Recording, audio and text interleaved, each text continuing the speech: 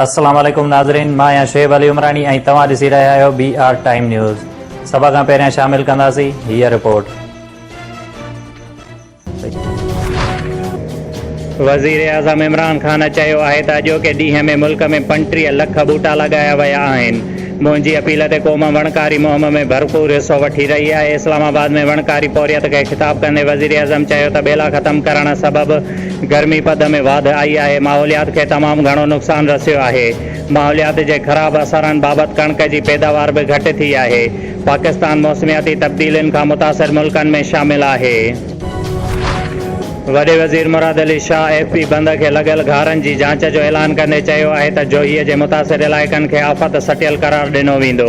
कोशिश आहे त जल्द घारनि खे बंदि कयो वञे। जांच कराई वेंदी त ज़िलई सरकार ऐं आपाशी खाते खे बरसातुनि जी अॻुवाट ख़बर छो न पई। घारनि खे बंदि करण लाइ जाम शोरो खां पथर अचिणो हुयो जेको न पहुची सघियो।